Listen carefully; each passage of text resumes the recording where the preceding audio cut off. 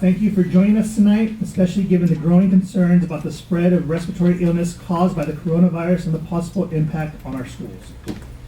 At this time, there are no known cases of the respiratory illness within Hacienda La Puente Unified School District. Hacienda La Puente Unified is committed to ensuring a safe and secure learning environment for all of our students and staff. We have decided all schools will remain open, but we will cancel all non-essential events where social distancing of 6 feet cannot be guaranteed. The cancellations will begin immediately and run through March 31st, where we will reassess after consulting with the said agencies. These actions are in keeping with the latest directives from the California Department of Public Health.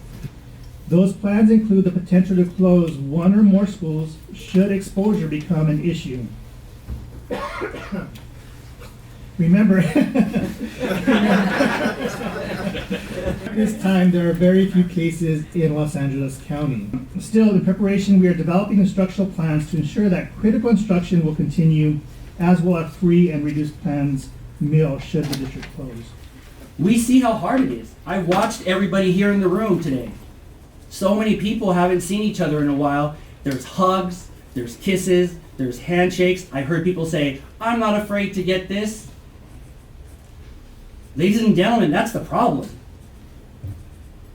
We are living in a world, in a country where we haven't had to deal with this.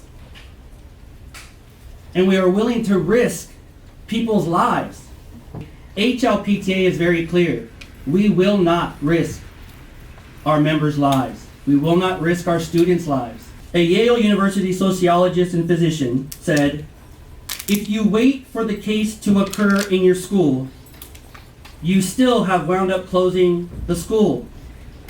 But now you've missed the opportunity to have the real benefit that would have accrued had you closed the school earlier."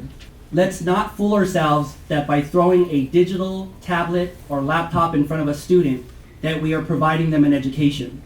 A growing body of evidence suggests that online learning works least well for our most vulnerable learners. So leave it up to the professionals to determine how to best continue to educate our kids.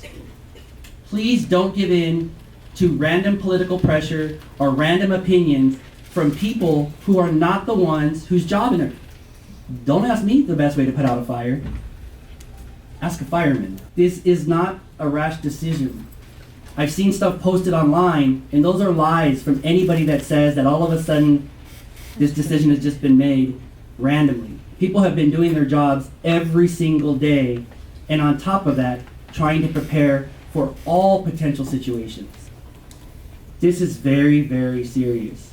And we are blessed tonight to be here talking about school closures and not about deaths. So that's what I'm disappointed in. Our custodians, CSCA, has all the custodians. I asked yesterday, what safety measures are in place? What supplies do they have? Give me the names of the supplies that they're using to disinfect. We're a public organization. We pay for the least expensive product out there. So what is the quality of the gloves that you are providing for our custodians? What is the name of the product that we're using to clean this virus? Can you guarantee, has it been confirmed that that product actually kills that virus? No, none of that was provided yesterday.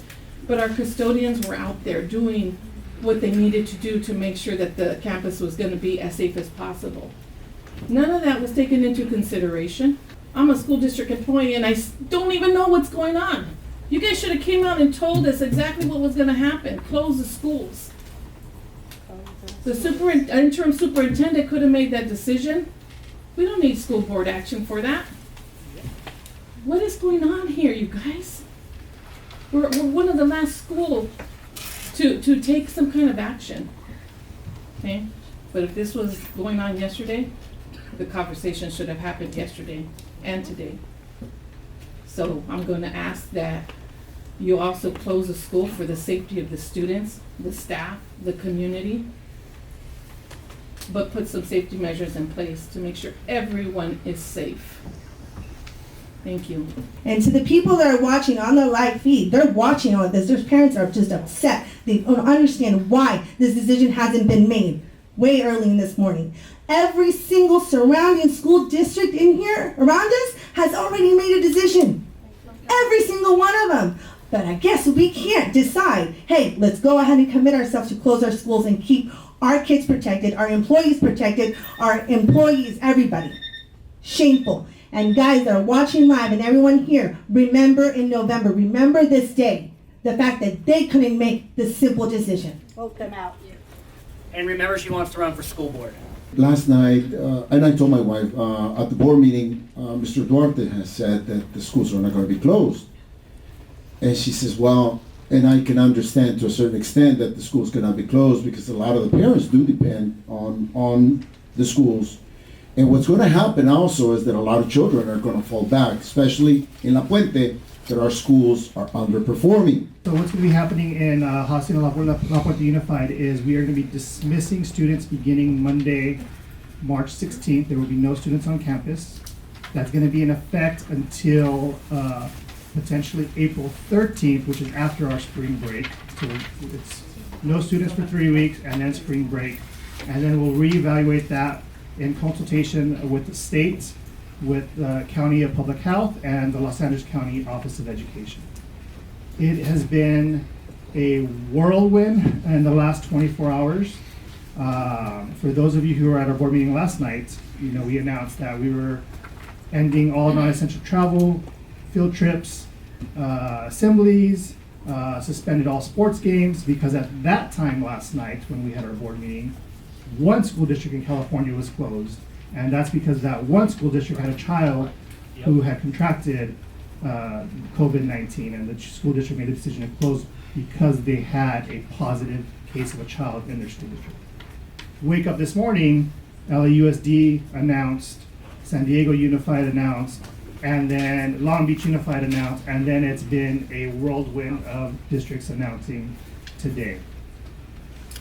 When people come up there and talk on the mic and say we don't care about our kids and we don't care about our staff because we didn't do this earlier, that's because all of us were at our jobs today, that we do have full-time jobs. We're not full-time board members like at LAUSD and like at San Diego and at like Long Beach, where their full-time job is being a school board member and they can meet during work hours. So to say that we don't care because we weren't here earlier, all of us were dealing with the coronavirus in our respective jobs today. And that's why we're here. And people are criticizing because we had to go in the back to talk to our attorney to make sure we do this right, to make sure we protect our staff and our students, and we make sure that the district's taken care of. I'm sorry, if that's going to take an extra 45 minutes to make sure that we do this right, we're going to take that 45 minutes to make sure we do right by our staff and our district. You know, there's the next item on the agenda where we're going to be giving authority to Annie to make, we're calling it a district state of emergency, where Annie's going to be being able to make day-to-day decisions on behalf of the district and the board. We're empowering her to do that in consultation. Obviously, she'll be looking to all of our associations and her cabinet to make some of these tough decisions. It's not easy to say we're going to close down our schools, and that's why so many school districts, not just Hacienda La Puente, this is why we're seeing it all happening today. Most school districts did not want to do this, but we know now in consultation with the experts that it's the right thing to do to help stop the spread of this virus. That is on 100% true. And I would like to ask all of you to be together with me to say thank you to all of the board of education for everything you do to protect the school district and the city. Thank you. Approved to reopen the 2020-2021 school year with online distance learning beginning August 5th through December 18th, 2020. Do I have a motion? Quack moves. Motion by Mr. Kwok. Is there a second? Second. Is that Mr. Del Torre? Yes. Yes. We have a second by Mr. Del Torre. All right, we'll go ahead and open it up for discussion. Any other discussions or questions before we take a vote? All right, seeing none, we'll go ahead and do a roll call vote, please. Mr. Medrano? Aye. Mr. De La Torre? Aye. Mr. Kwok? Aye. Dr. Jung? Aye. Mr. Duarte? Aye. Motion carries 5-0. The Hacienda La Puente Unified School District should only transition to an on-campus hybrid blended learning model when local public health officials deem it safe and all safety protocols can be met, including personal protective equipment, ventilation systems, and social distancing. For parents who are concerned about equity, let's remind you that the school board is making the right decision here. The hybrid model provides for 1 to 2 hours a week for your child to receive direct instruction. We are then required to put our digital learning material online under a hybrid model. There is no way students can learn with only 1 to 2 hours of direct instruction, period. I taught Mount Sac Summer School for the district for summer school under Los Altos, and it worked. We asked questions, and we did what was right. So I praise the district, and I praise the efforts that my union has made to make this safe, sound decision. Being able to give, some of those parents who've had challenges with their kids at home, who, it's time for you to log on for your classroom time with your teacher, and it's war breaks out at home. So it's okay, you're wanting to sit down and do your work. So here's your packet. Here's today's homework. I'm going to help you through that, because I know for a lot of families out there, not just for my own personal experience with our family, but for a lot of families out there, it was a challenge to get kids to log in every morning, or whenever they had to log in. And so we want to make sure that families know that that's still an option. It's not, to me, it's not the best option. I think I want that, one-on-one instruction and classroom instruction with a distance learning that brings. But I also know some of the challenges that families had trying to get their kids to log in at required times. And if it works a little bit better for them to do it when it works for their child, and when their child is a little bit more cooperative, then we also want to make sure that the parents know that that's an option. And I would tell you, Dr. Jimenez is absolutely right. When we first did this, it was more of an emergency situation. Now it's different. And at the very beginning, the parents and kids that I was talking to really didn't think that much about this, because remember, we were only going to be gone until right after spring break, right? So in their mind, it was always going to be temporary. Nobody thought it was going to be for the rest of the school year. But now it's different. And now once they realize that, and Dr. Fancher, it was borne out by what you said about summer school, and you know how much you and I talked about summer school. The kids, I can see, are really embracing this. This is a technology-oriented generation.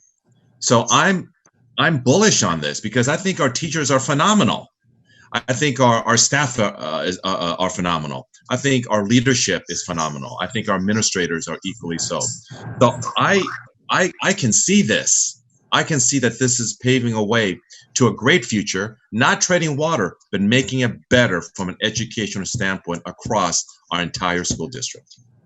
I think right now we have really good momentum going with all of our associations and our teachers, our classified staff, and just everybody, coming on board. And I want to make sure that what we plan, and that's the reason why it was really important for us to set a date for a benchmark date to say, let us move forward with distance learning and give us this time to really do it right.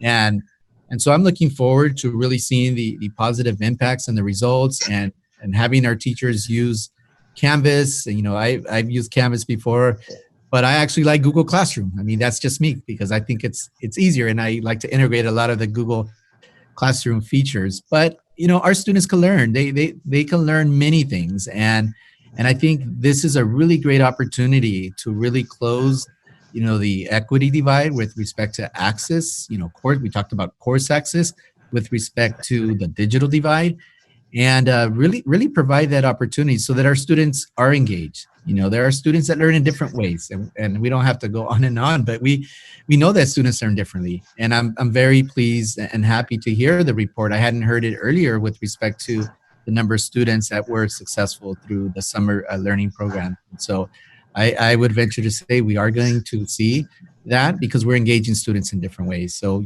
we will ensure that we are looking at all models that are offered out there at the college system. But I can tell you, they're using Canvas, we're using Canvas. It's not going to be anything too different, but ours will be better. So I just put it that way. Ours will be better because our students are innovators, and they're going to be helping drive that, as well as our teachers. You know, our teachers are innovators as well. And so with proper training and support, and we'll be having ongoing training and support for them, we know that they'll rise to the occasion. And I know they're on board to do it the right way. And that's what we expect. We expect excellence, and we expect the best for our students. And so, you know, thank you, Mr. Kwok, for the question.